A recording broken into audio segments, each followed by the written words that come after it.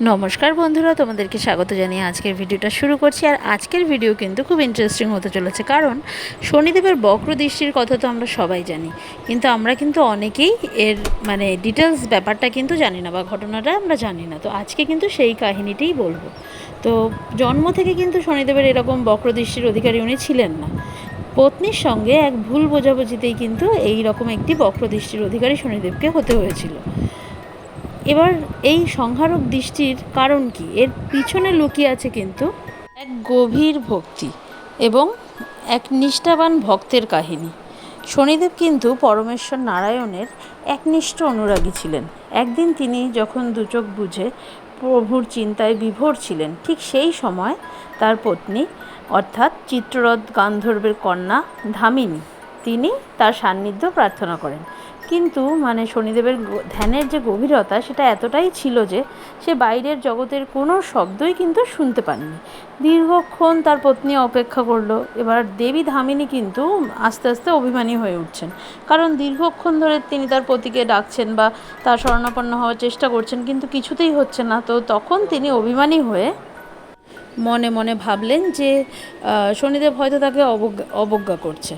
ঠিক সেই সময় সে তাকে এই অভিশাপটা দিয়ে বসলো যে আজ থেকে তোমার দৃষ্টি যার উপরে পড়বে সেই ভস্মীভূত হবে, তোমার নজরে বিনাশ নেমে আসবে। এই রকম একটা অভিশাপ দেওয়ার পর শনিদেব যখন ধ্যানভঙ্গ হলেন, তখন এটি যখন শুনলেন, তিনি কিন্তু কান্নায় ভেঙে পড়লেন এবং তিনি পত্নীর কাছে গিয়ে বললেন যে এ তুমি কি করলে? আমি তোমায় অবজ্ঞা করিনি, আমি প্রভুর চরণে সমর্পিত ছিলাম, এবং সেই কারণেই কিন্তু তুমি যে আমাকে ডেকেছো বা কিছু, আমি কিন্তু সেটা শুনতে পাইনি। এবার সে বলছে যে এবার কি হবে, আমার এরকম চাহনি, তাতে তো জগতের অমঙ্গল আসবে, আমি কিভাবে জগৎকে দেখব, সেই সেটা তার পত্নীর কাছে বলছে। এবার এর সব থেকে বড় পরীক্ষা আসে এবার কৈলাসে। মা পার্বতীর কোল আলো করে যখন গণেশজি এলেন, তখন কৈলাসে প্রচুর আনন্দ।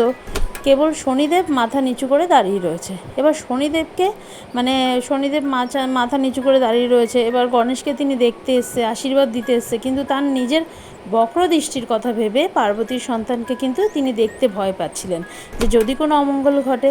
মা পার্বতী অবাক হয়ে প্রশ্ন করলেন, শনিদেব, সবাই আমার সন্তানকে আশীর্বাদ দিচ্ছে, আর আপনি কেন মাথা নিচু করে আছেন? কেন তাকাচ্ছেন না আমার এই ছোট্ট গণেশের দিকে?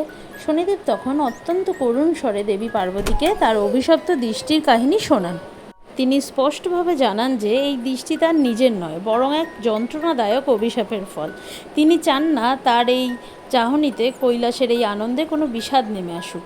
কিন্তু নিয়তির লিখন কে খণ্ডাবে? পার্বতী দেবীর মাতৃত্বের আবদারে শেষ পর্যন্ত শনিদেবকে তাকাতেই হয়েছিল, আর সেই মুহূর্তেই ঘটে যায় সেই মস্তক ছেদের ঘটনা। এবার এই যে ঘটনাটা, এটা কিন্তু ব্রহ্মবৈবর্ত পুরাণে উল্লেখিত রয়েছে।